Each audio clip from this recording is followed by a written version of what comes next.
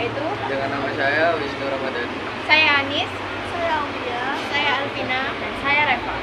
Di sini kami akan mengajak kalian semua untuk berkeliling di Museum Pendidikan di Surabaya. Stay tune ya teman-teman.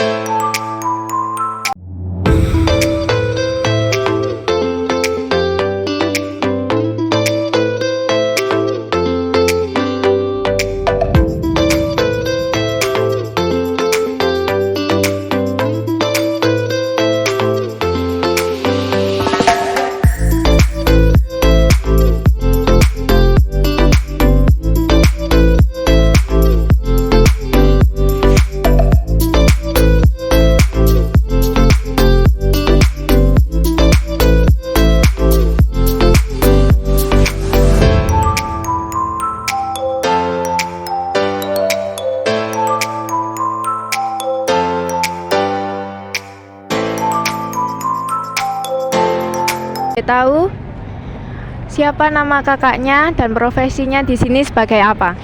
Oke, baik, dengan saya Data, di sini selaku pemandu museum. Ya, Data, D-A-T-T-A. Bisa kakak jelaskan sedikit tentang Museum Pendidikan di Surabaya ini?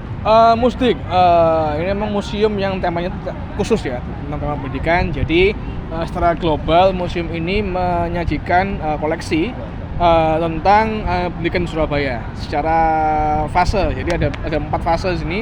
Ada fase praaksara atau pendidikan sebelum kita semua mengenal aksara atau huruf, yang digambarkan dengan nanti ada dioramanya, diorama orang purba gitu, yang mana purba itu sinaune atau belajarnya adalah menggunakan terbatas, kayak dengan gambar-gambar simbol-simbol dalam gua. Nah, kemudian masuk ke era kerajaan, di mana itu manusia sudah mulai agak civilized, agak mulai punya struktur begitu, sehingga bentuk pendidikan di zaman kerajaan adalah secara pondok-pondokan. Jadi ada pondok-pondok begitu yang mengajarkan banyak macam sekali hal. Ada filsafat zaman itu, kemudian belajar agama dan sebagainya. Kemudian ada lagi era namanya era kolonialisme, di mana itu menjelasin tentang pendidikan di zaman penjajahan. Ada sekolah mulu, sekolah rakyat, dan beberapa berhubungan dengan sekolah-sekolah itu. Juga ada bangku-bangku yang waktu itu digunakan oleh Ahmad Dahlan atau pendiri Muhammadiyah ketika beliau membuat sebuah sekolahan Muhammadiyah yang berbasis modern. Jadi waktu itu sempat dicemooh oleh beberapa kiai karena membuat sekolah yang modern, pakai bangku dan meja yang itu khasnya orang-orang Belanda. Padahal zaman kolonial dulu bentuk perlawanan terhadap Belanda adalah bikin sekolahan yang masih mengadopsi gaya-gaya kerajaan, itu pakai sarung, kemudian lesehan, dan pengajarannya bersifat tradisional. Nah, kemudian masuk lagi ke area yang terakhir adalah era kemerdekaan. Di situ dijelaskan bagaimana dinamika pendidikan ketika zaman-zaman kemerdekaan, bagaimana proses pelajarannya, terus apa aja buku-bukunya dan lain sebagainya, gitu sih. Oke Kak, kita selanjutnya buat sesi tanya jawab ya. Kapan museum pendidikan di Surabaya ini didirikan? Ini mulai itu tahun 2019 kalau nggak salah, sebelum Covid. Ini dibangun di sebuah gedung yang merupakan bekas sebuah sekolahan juga. Ini dulu sekolahannya bernama Taman Siswa, Tamsis. Tamsis itu sebuah sekolahan yang diprakarsai oleh Bapak Ki Hajar Dewantoro, yang kita semua tahu Bapak Pendidikan Nasional ya kan, dengan slogannya Tuturi Handayani begitu. Jadi ini bekas sekolahannya. Makanya kita bangun museum yang temanya juga nggak jauh dari sekolahan, makanya dipilihlah tema museum pendidikan. Begitu.